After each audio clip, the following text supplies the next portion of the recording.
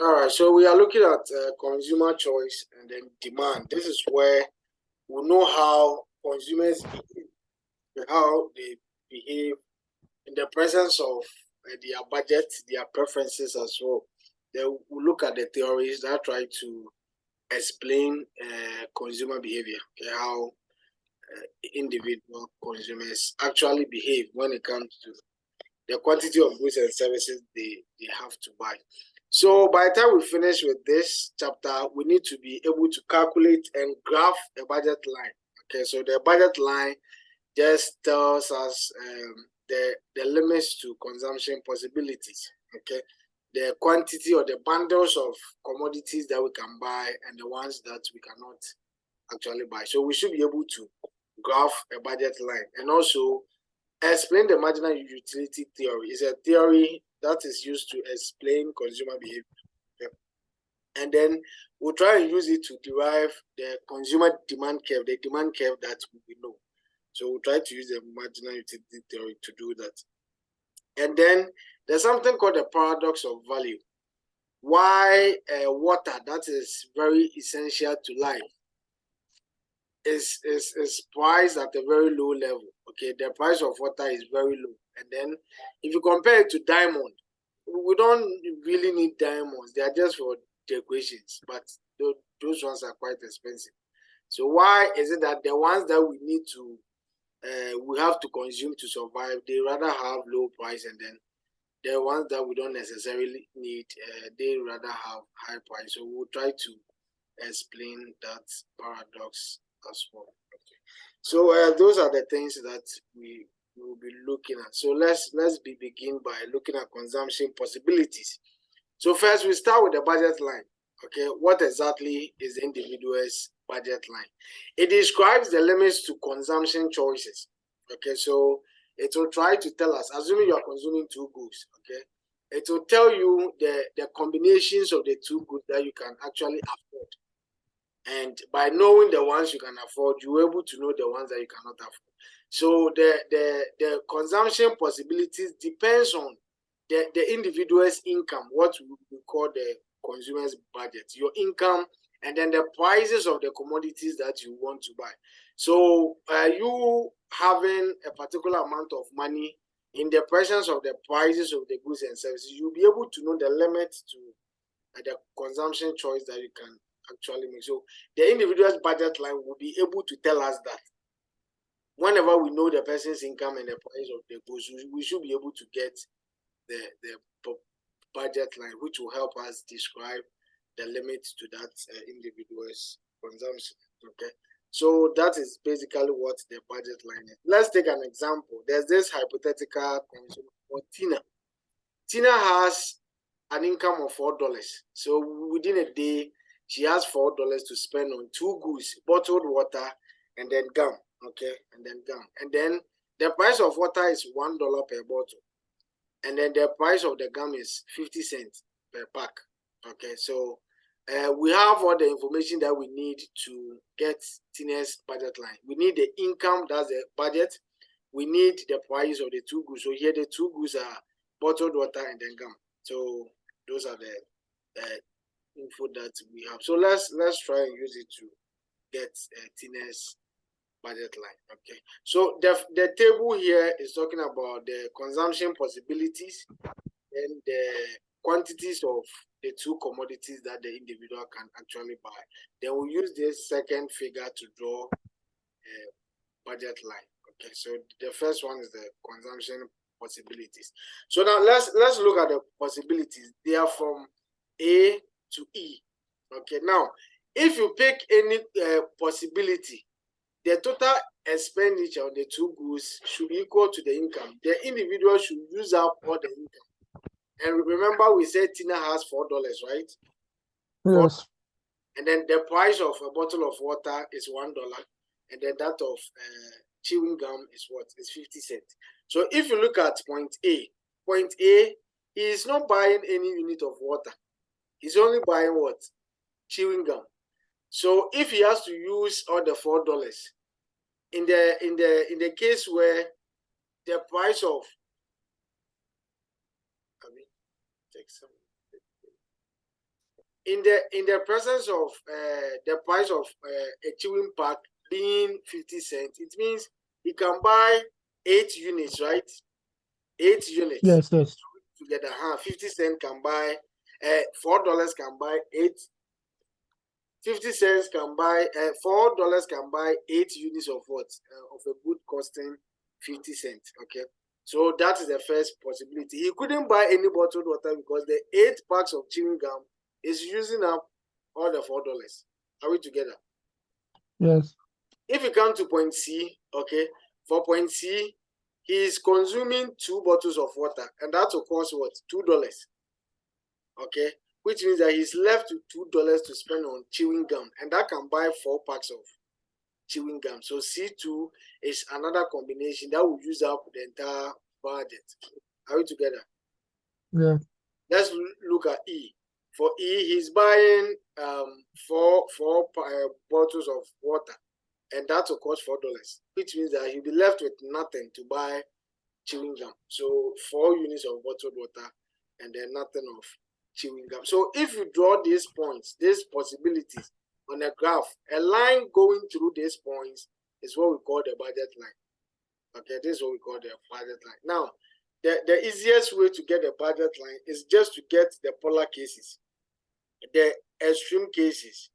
Okay, the case where you consume only chewing gum, and the case where you consume only bottled water. So the case where he's consuming only chewing gum is A, and that of water is what? Is E. So after getting these 2 points, you just draw a straight line through those 2 points and you get your budget line. Is that okay? Yes. Now, if you look at the budget line, it gives us an indication as to the affordable combinations and then the ones that we cannot afford. Now, if you take the budget line, okay, any point on the budget line will use up all the individuals' budget or income. Okay, any point on the budget line, as we saw from the table, point A up to E will use up all the income. But then any point within or below the budget line, here, yes, you can afford that point, but then you wouldn't be using up all your budget. Let's take an example. Let's take this point here. Assuming there's a point here, okay.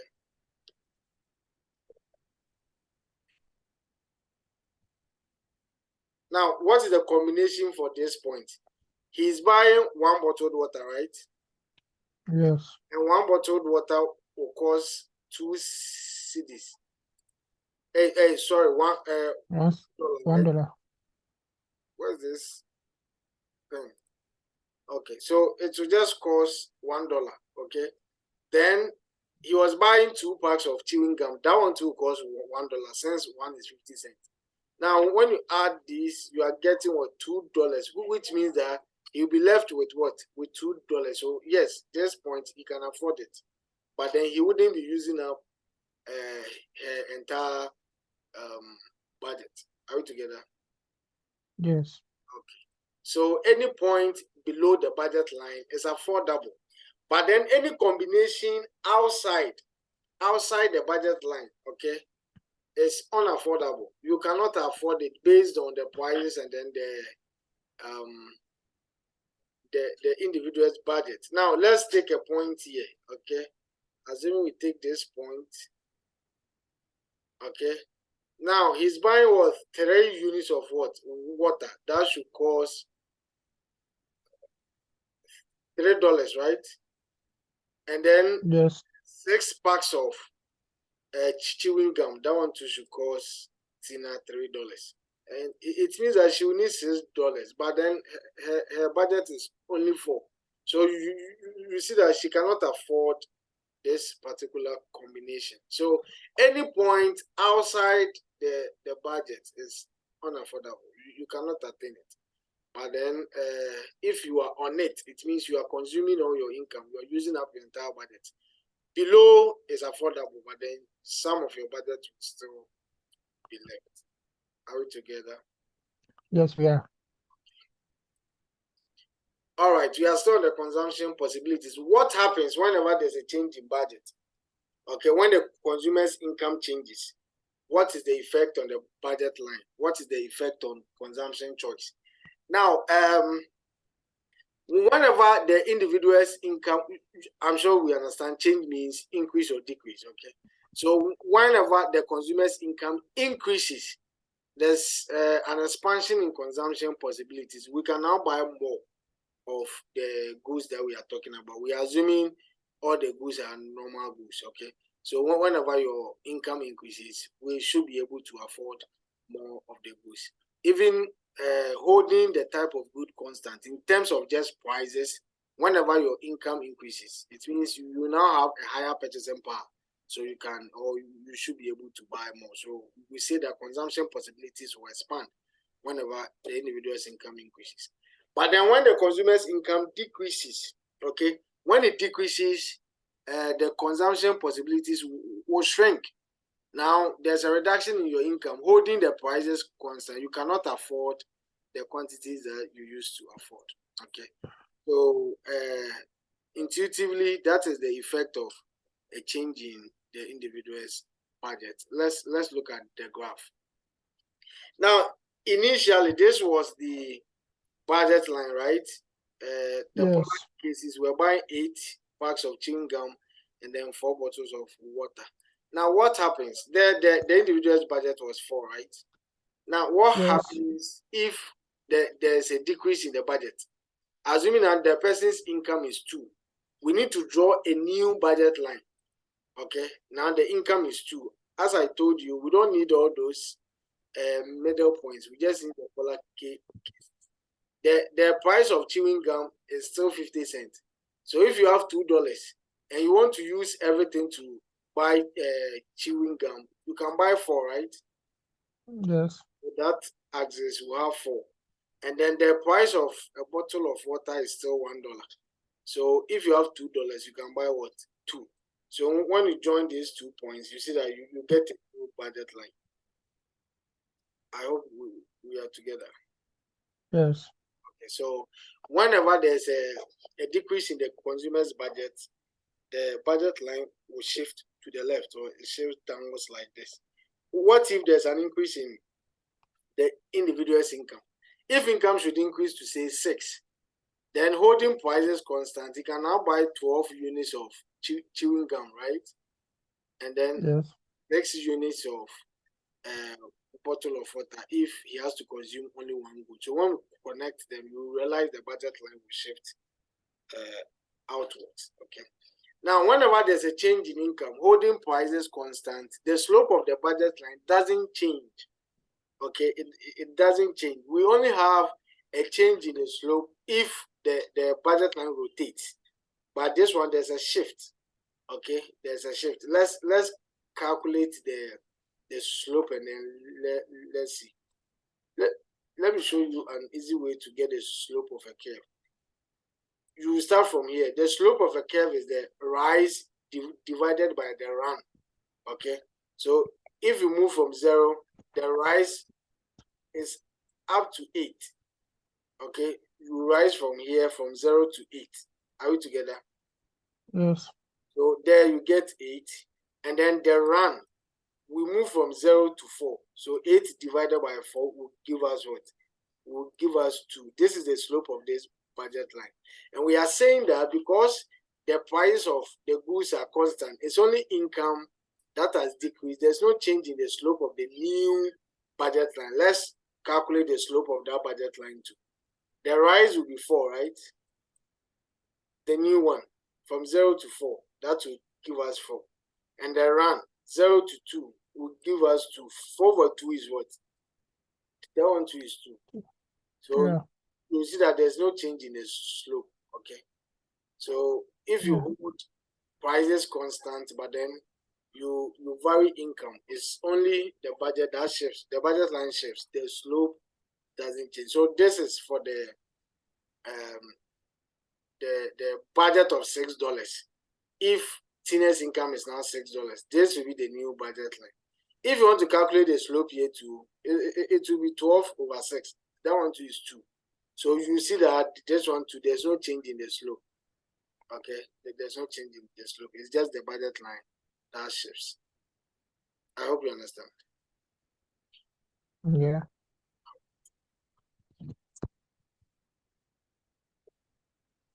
Let's look at changes in prices. If the price of one good should change, holding income constant and the price of other good constant, what is going to, okay? So let's look at the first side. If the price of one good rises, when the price of the other goods and the budget remain the same, consumption possibilities shrink. Okay, now you are consuming two goods. The price of one is constant. Your income too hasn't changed. But then there's an increase in the price of one. You cannot afford the initial combinations because of the increase in the price of one good. Are we together? Yes. So whenever there's an increase in the price of one, holding the price of the other constant and income constant, consumption possibilities shrink. Let's look at the other side.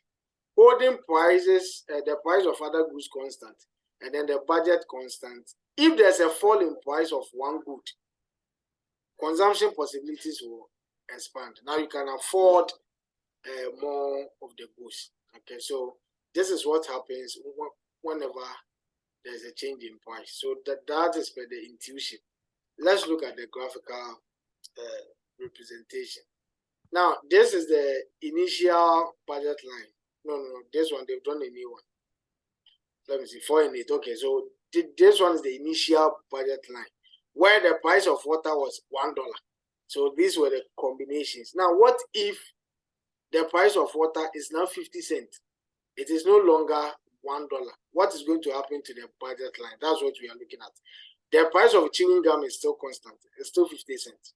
Income is still $4. But then the price of water has decreased from $1 to 50 cents. So let's look at what is going to happen here. Okay. Now, I want us to look at the new combination. Now, for combination A, because he was consuming 8 units of chewing gum, definitely he can't consume any unit of bottled water. It doesn't matter the price of bottled water. Are we together? Yeah. Then we come to combination B. Now, if the person is consuming 6 units of chewing gum, it means that he's using $3 out of the $4, right? So we'll just be left with $1. And the $1 can buy 2 units of bottled water if the price of bottled water is 50 cents. Okay, so you see that now because of the reduction in the price of bottled water, he's consuming more bottled water. Is that okay? Yeah. Good. But then if you want to draw the new budget line, as I said, just use the extreme cases. So after we get this one, now for chewing gum, there's no change. So you see that the intercept is still at 8. There's no change in the price of chewing gum. There's no change in income. If you want to find this point here, is income divided by the price of that particular good. So if it's about chewing gum, then we'll have income, which is $4, divided by 50 cents is $0.5. If you divide this, you are getting 8. That's why we got this. So if you want the new budget line, now price of water is 50 cents. So $4 over 50 cents will give us 8. So it will no longer be 4, it will be 8. We'll connect the two lines. This is the new budget line. So you see that there's a rotation. Can you see that? Yeah. You see that there's a rotation in the budget line. This one is not a shift. So there's a change in the slope. There's a change in the slope of the budget line. Let's calculate the new slope. The rise is 8, right? And the run to is, so the slope is going to be 1. So what has happened? Yes. It has decreased. Initially it was 2. It has decreased. So as the slope is decreasing, the curve is becoming less steeper. You see? Okay. The initial one is steeper than this one. So as you are moving away, the curve will be becoming less steep. Okay. Now let's look at a case where the bottled water is now $2 per bottle. Initially was $1, now it's 2. So there's an increase in the price of water bottled water. So now, as for the chewing gum, the intercept will still be at 8. Okay, it will still be at 8. What about bottled water? Now bottled water is $2.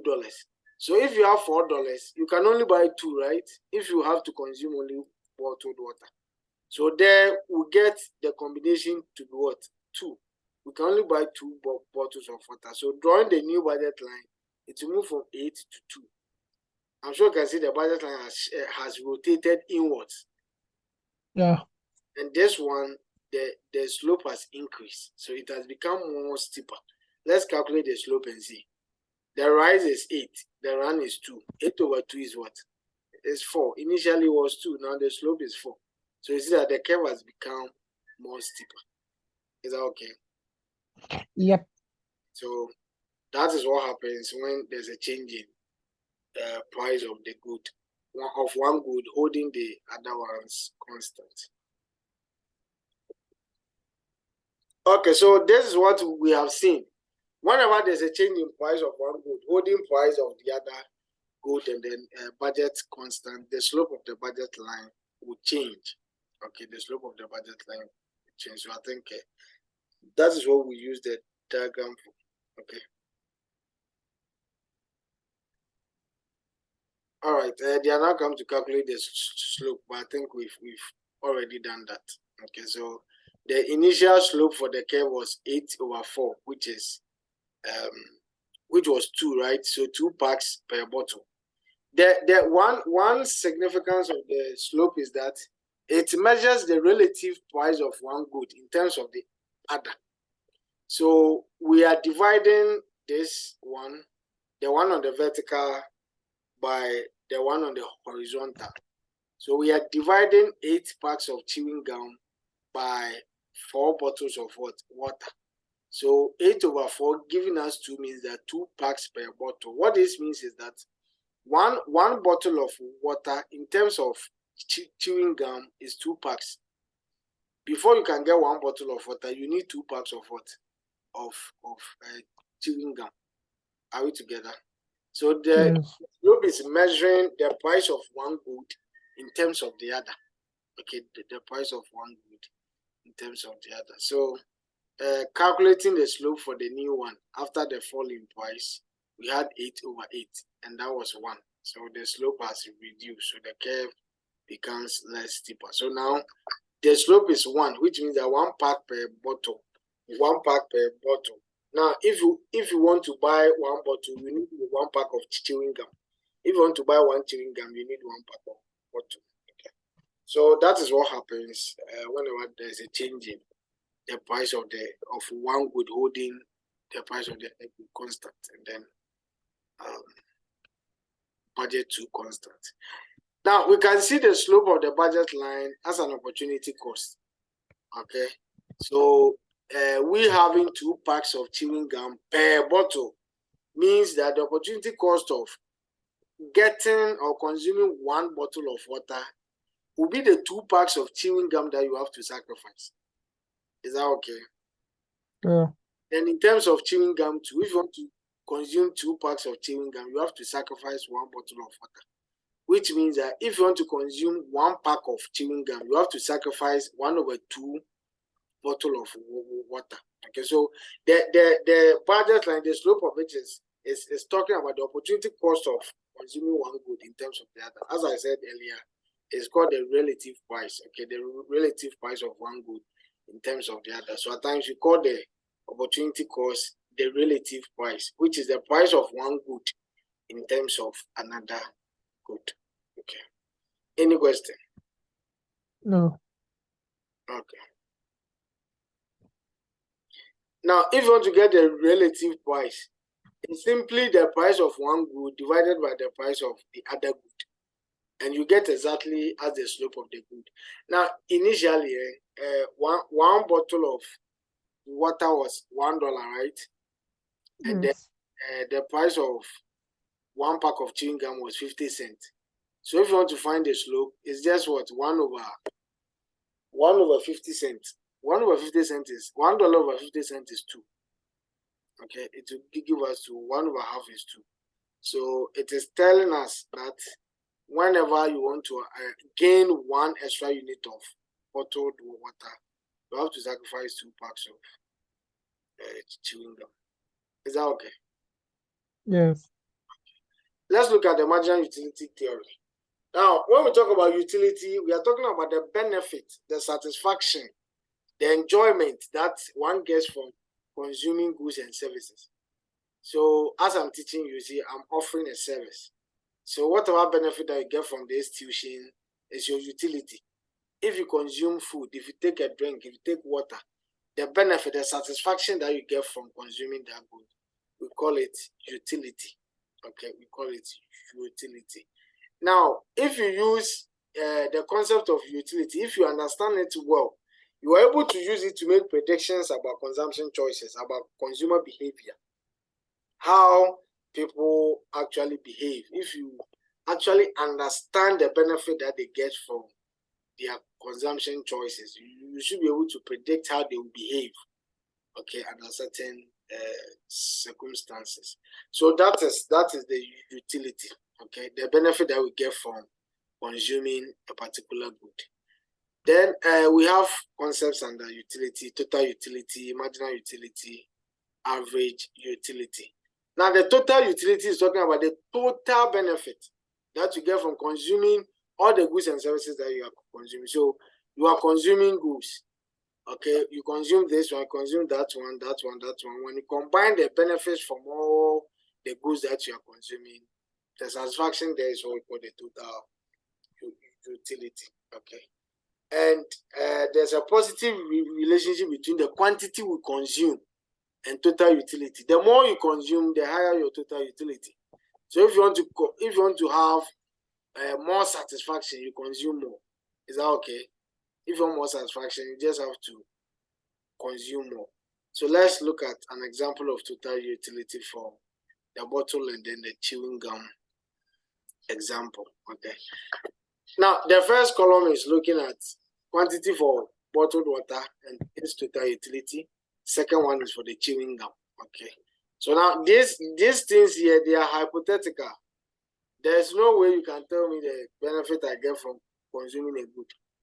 Okay, so these numbers that you see here, they are not from any proper calculations. It's just imaginary. Is that okay? Okay. So we are assuming that now, if you don't consume anything at all, you don't get any benefit. So there's no total utility at all. Okay. Now, if you consume one bottled water, you get a total utility of what? Of 15. So this is your total utility for consuming that one bottle of water. Now, if you consume chewing gum too, the benefit you are getting from one is what? 32.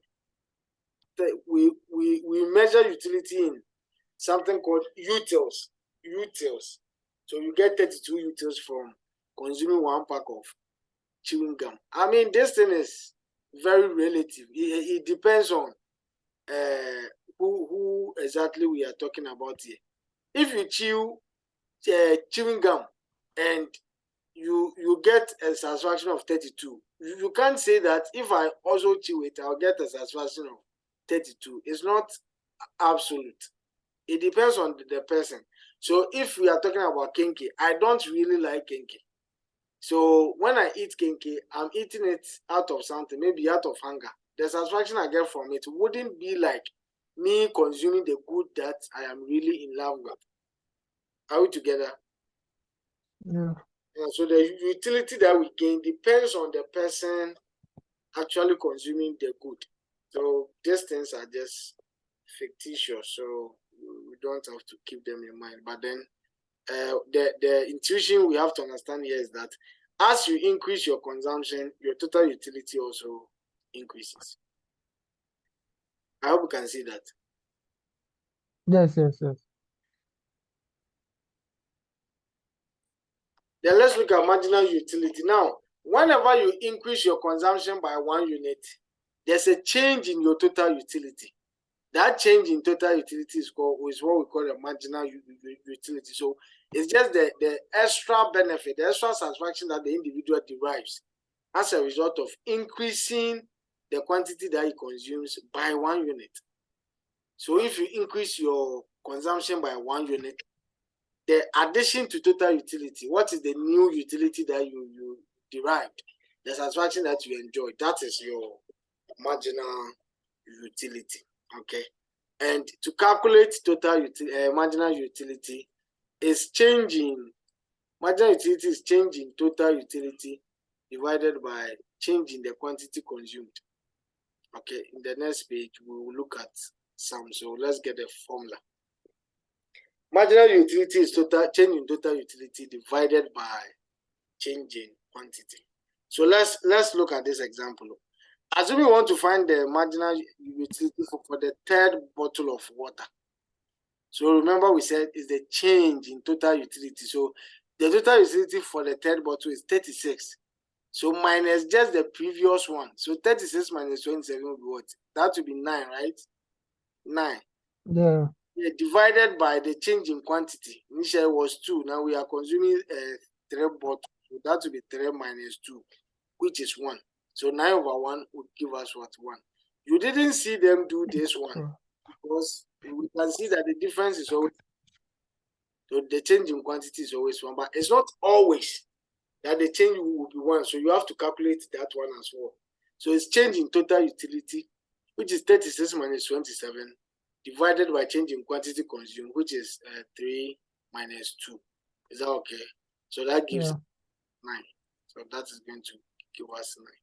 So we can do it for all the levels. Okay. And then we have a theory called the diminishing marginal utility. What it means is that if you continuously consume a particular good, the addition to total utility will always be falling. Okay, the extra benefit that you get from consuming a good will continue to fall as you consume more units of that good. Let me use an example to explain. Assuming you come back from school, you are very thirsty, okay, very thirsty, and they give you a bottle of water, very chilled. You took the first one. You can imagine the zeal you used to take the bottle of water. Okay, you feel very satisfied. Now, assume they give you another one. Even if you're able to drink everything, you realize that the benefit or the satisfaction that you got from the second one is not as much as the one that you got from the first one, because then you were very thirsty. Is that okay? Yes.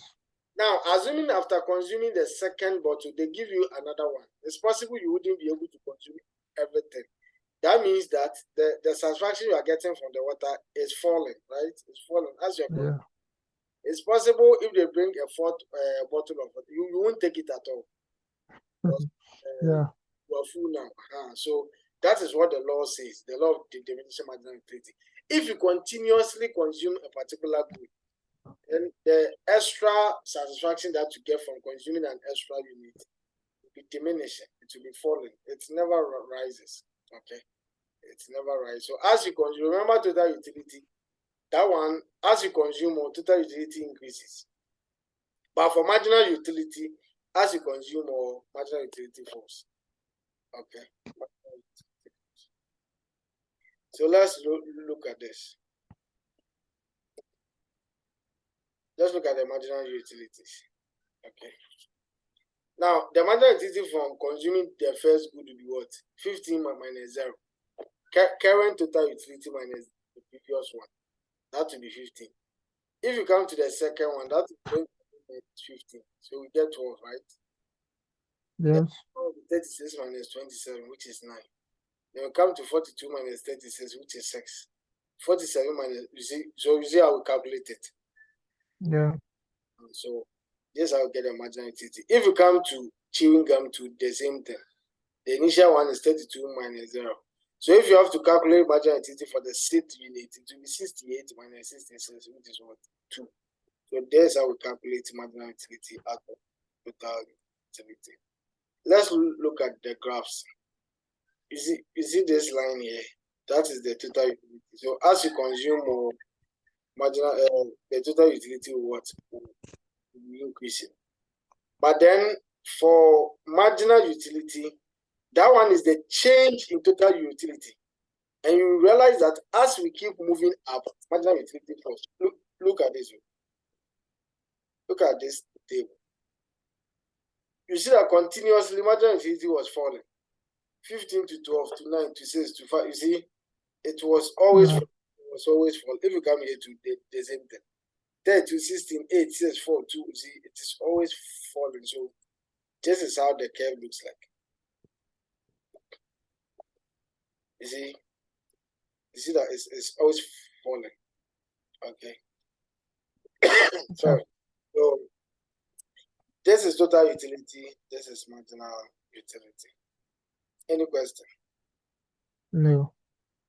All right. Maximizing total utility. Now, if you are an individual, remember I once told you that there's this economic assumption called ultra-rational homo economicus. We assume that economic agents are very rational. So whenever we engage ourselves in any activity, it's because we want the best out of it. If you were a firm, you just want to get as much profit as possible. If you're a consumer, you want to get as much utility or satisfaction as possible. So the firm's rationale, the consumer's rationale is